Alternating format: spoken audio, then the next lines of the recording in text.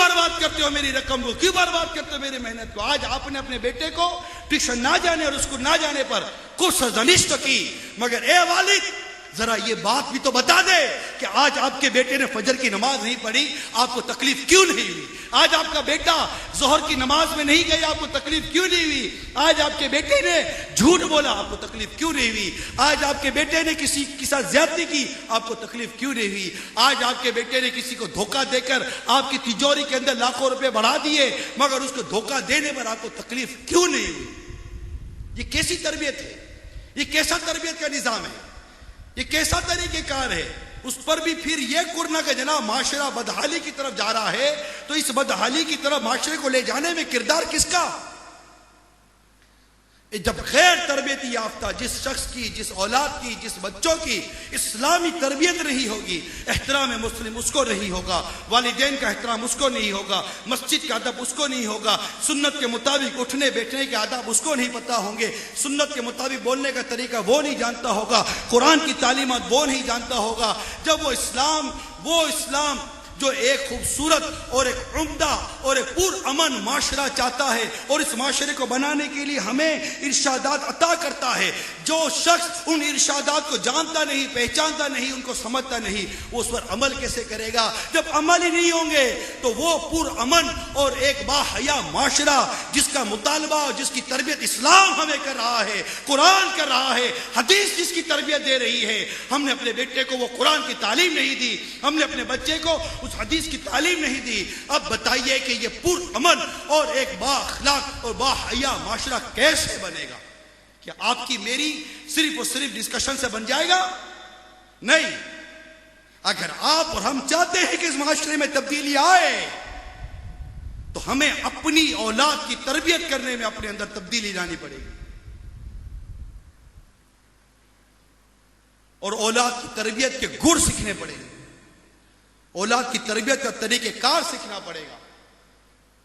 آج آپ کا بیٹا شرابی بن گیا, آج آپ کا بیٹا جواری بن گیا, آج آپ کا بیٹا بے نمازی بن گیا, آج آپ کا بیٹا آپ کی بات مانتا نہیں ہے, تو آپ کہتے ہیں جناب میرے بیٹے کو کسی نے بگاڑ دیا. نہیں, مت رہے اس غلط فہمی کے اندر کہ میرے بیٹے کو کسی نے بگاڑ دیا.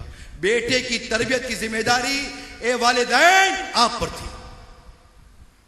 سورہ تحریم پارہ 28 آیت نمبر 6 میں ارشاد ہوتا ہے, بسم اللہ الرحمن الرحیم, یا ایھا الذین آمنوا قوا انفسکم واہلیکم نارا وقودها الناس والحجارہ.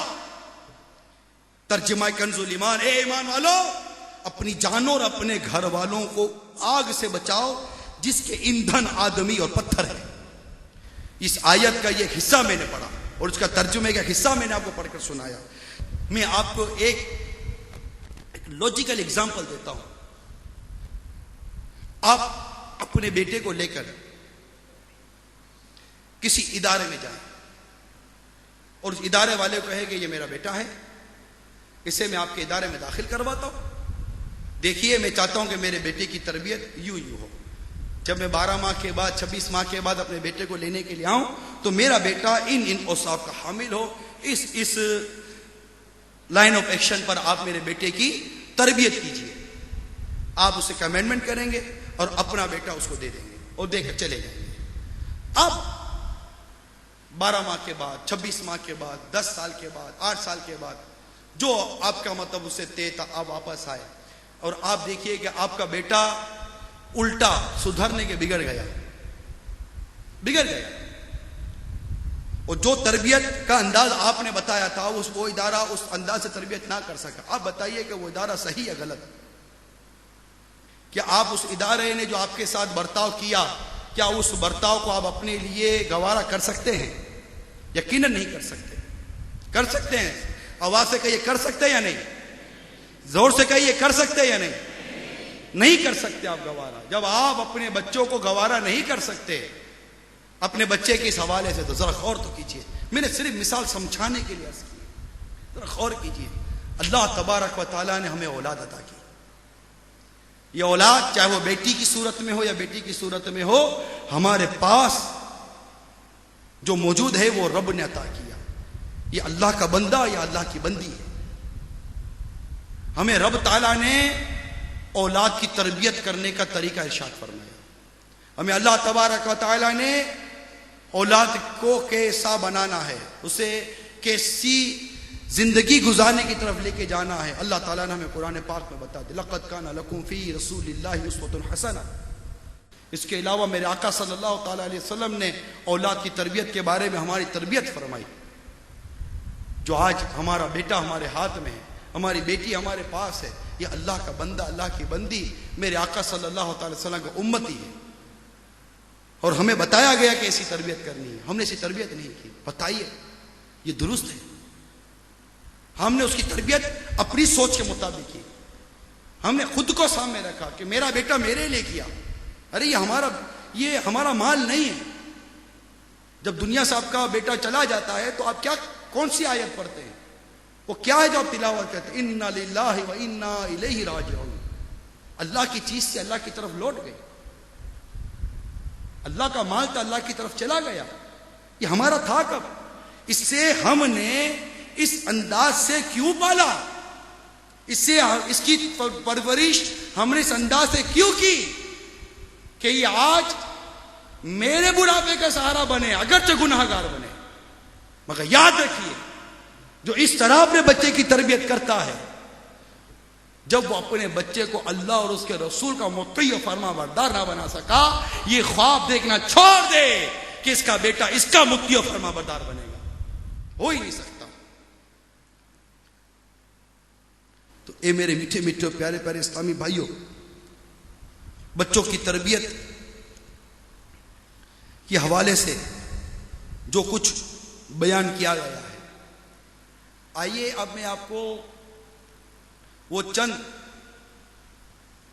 مدنی پھول عرض کرتا ہوں جس کو سامنے رکھ کر ہم بچے کی بہترین تربیت کر سکتے ہیں.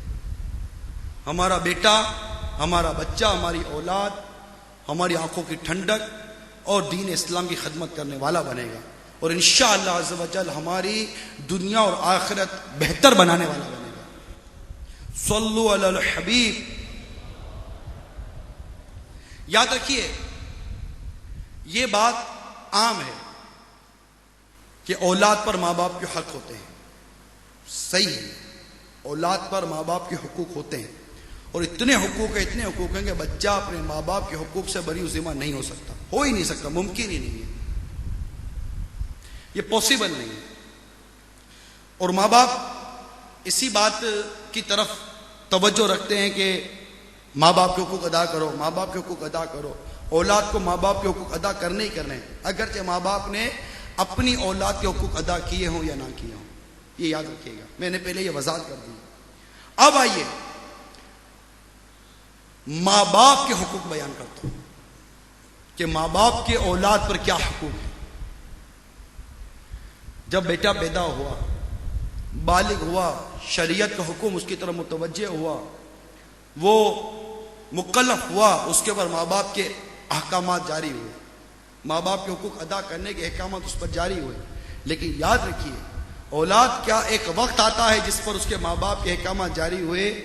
باپ پر, مرد پر شادی سے پہلے ہی اولاد کے حقوق جاری ہو گئے. آپ کو حیرت ہوگی, اولاد ہے ہی نہیں, شادی ہوئی نہیں ہے, اور نہ اولاد نہ شادی, اور مجھ پر میرے بچوں کے حقوق جاری ہو گئے. یہ کیسے؟ جی ہاں, سب سے پہلا حق یہ ہے اولاد کا, نیک عورت سے شادی کرے. نیک عورت سے شادی کرنا یہ اولاد کے حقوق میں شامل ہے. عمدہ سے عمدہ بیج بھی. یاد رکھیے, جو بات میں نے عرض بیان کی اس کو سمجھانے کے لیے بیان کر رہا ہوں. عمدہ سے عمدہ بیج بھی اس وقت اپنے جوہر دکھا سکتا ہے جب اس کے لیے عمدہ زمین کا انتخاب کیا جائے.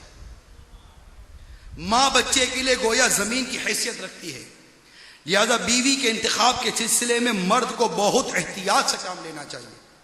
ماں کی اچھی یا بری عادات کل اولاد میں بھی منتقل ہوں گی. متعدد احادیث مبارکہ میں مرد کو نیک, صالح اور اچھی